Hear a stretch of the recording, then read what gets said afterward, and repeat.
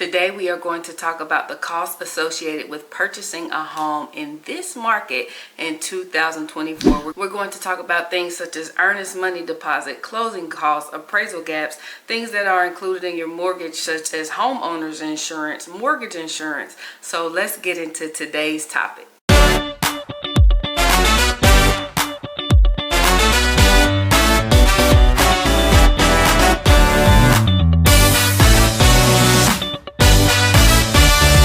Now we're going to break this down into two sections. The first section is going to be things that you can expect to pay out of pocket before closing or at closing, and the next section is going to be things that you can expect in your mortgage payment and things that you would have to pay after you close on your property. The first thing we're going to discuss is the earnest money deposit, also known as an EMD. Now we could get technical and look at what the definition of Google says, but I will say the earnest money deposit is a deposit simply showing the seller how serious you are about purchasing the home, also known as how much skin you have in the game. Now the earnest money deposit is completely negotiable. Most of my clients put down $1,000 for the earnest money deposit, but I've seen some people do as low as $500. I've seen some people do as high as $5,000. Again, you have to remember that the earnest money deposit is 100% negotiable. Also, some sellers will have their agent put in the listing that at a minimum they want to see a 1% earnest money deposit, and what they mean by that is they want to see 1% of the purchase price for the earnest money deposit.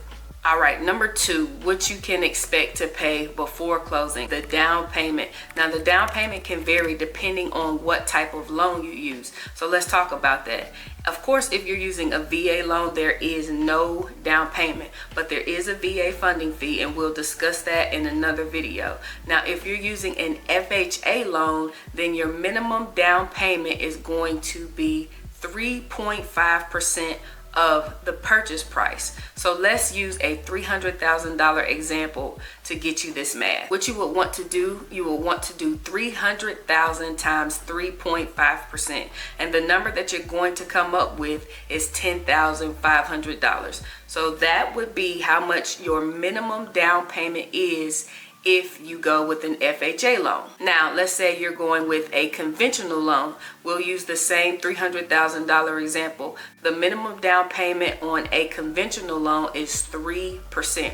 So you would take $300,000 times 3%, and the number you're going to come up with is $9,000. So that's how much your down payment would be. And again, it all varies based on loan type. Now, if you're looking to purchase an investment property, the minimum down payment is going to be 15% of the purchase price. So let me give you some math for that.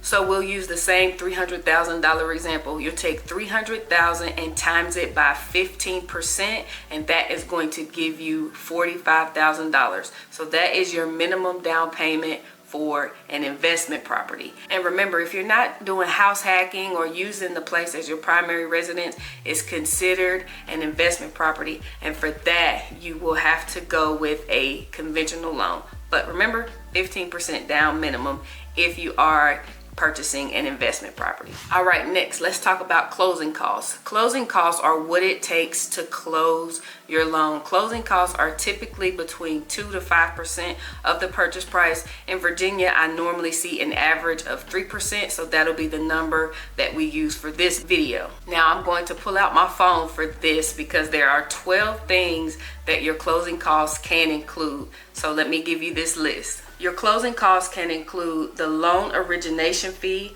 appraisal fee, the credit report fee, title search and title insurance, your survey fee, attorney fees, escrow fees, recording fees, prepaid expenses, discount points, home warranty if you purchase one, and transfer taxes. So remember, all of those fees can add up to a total of about 3%. Now, if you're a first-time home buyer, you may be able to qualify for some closing cost assistance. Of course, we can always try to get the seller to contribute to your closing costs, but in this situation, we are going to assume that you are paying all of the closing costs yourself. So remember, it's 3% of the purchase price on average. So again, just like the down payment, you would take $300,000 and times it by 3. And that's going to give you $9,000. So far we have discussed the earnest money deposit, your down payment, and your closing costs. So for some math, just to give you where we are at so far in costs, let's assume you are a home buyer. This is not your first home. You're not considered a first-time home buyer. You don't have a VA loan, and you're paying for everything out of pocket. Let's assume the seller's not giving you any closing costs. So we would do $300,000 and let's times it by 6, because again, that's going to include your minimum down payment of 3% and your closing costs of 3%. So again, $300,000 times 3. Right now we're at $18,000, and let's go ahead and include the earnest money deposit of $1,000. So far for your home purchase, you are at $19,000. Remember, this does not include any closing cost assistance. You may get any down payment assistance. So this is on the high end, worst case scenario. Now, I want to touch on the appraisal fee, because some lenders will charge the appraisal fee up front, meaning that you're not paying that as a part of your closing costs, and some lenders will roll it into your closing costs. So if you're working with the lender who charges the fee up front, it's typically in this area, and depending on the price of the home, I've seen it go to about $650. So you want to keep that in mind. That depends on the lender that you're working with. All right, the next thing we're going to talk about, and this is not mandatory, but I'm just going to put it out there because in a market that is aggressive like this one, I want to make sure you're aware of all the money that could come out of your pocket. So it is the appraisal gap. I won't go into too much detail about the appraisal gap, but what I will say is essentially you are overpaying on the home. You're paying more than what the home is worth. So you have to remember that the appraisal is what determines the home's value. So for instance, let's say you find the $300,000 house, the market is aggressive, we need to put in an aggressive offer, but you say, hey, I want to go up to $310,000. Well, there is a $10,000 gap between what the house is listed for and what you're offering. So in the appraisal gap, you can offer to cover that full $10,000 in cash, or you can offer to cover a portion of it, $5,000. So that's a number to keep in mind as well if you want to be really aggressive in this market. Again, it's not mandatory, but just want to make sure you know that that could be something that you need to be able to get the home you want in this type of market. All right, let's talk about the things that are included in your mortgage. So you've made it to the closing table, you've spent all this money to purchase the home. So what can you expect on your mortgage payment? Of course, you can expect principal and interest. That all varies depending on the price of the home that you purchase. So next, you can expect to pay homeowner's insurance. Homeowner's insurance is added onto your monthly mortgage payment. Homeowner's insurance can vary.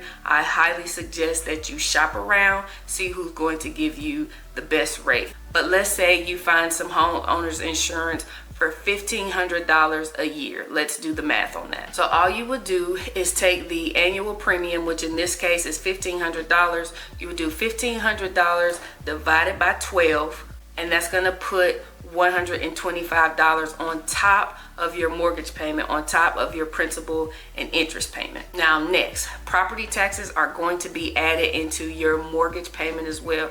Property taxes vary based on the area that you live in.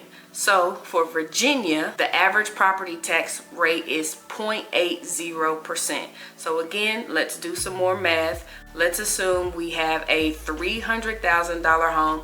We're going to times that by 0.80%, and you're going to come up with $2,400. So that's how much your property taxes are annually. And that's really, really low for some areas. In Virginia, you can see $2,400. You can see some up to $4,000.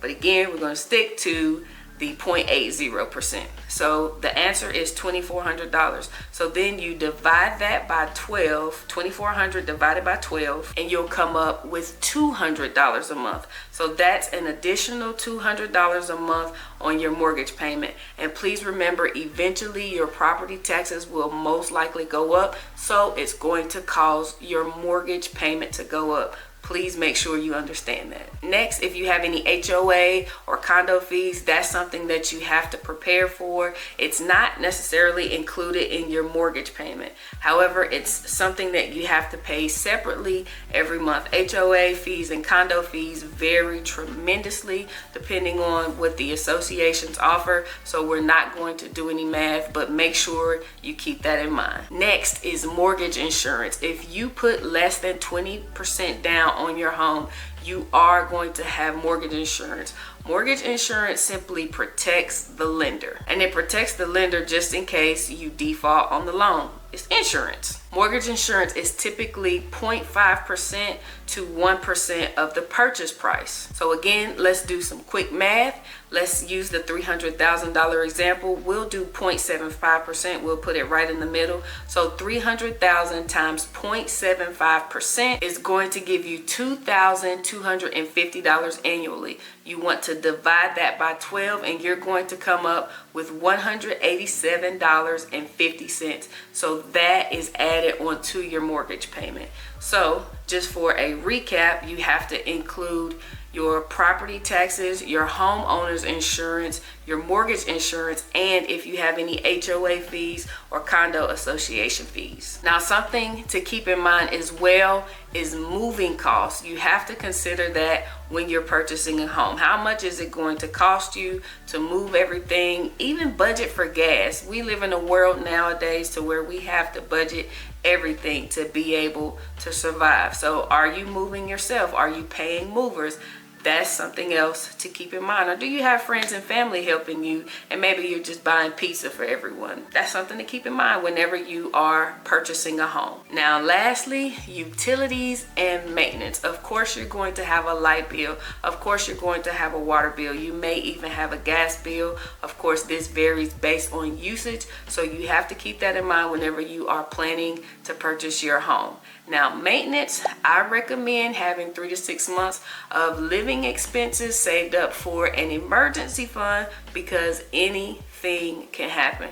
HVAC, foundation, roof, windows, holes in the wall. I mean, it's a house and you purchased it, so you are responsible for everything. All right, these are the costs that are associated with purchasing a home. I gave you the costs that you can expect to pay out of pocket before you close, while you close, and the cost that you can expect to pay after you close on your home. I hope this video has been valuable for you. If it has, please hit the subscribe button, share this video. I would love for you to join this real estate family. Thank you so much for watching. Peace.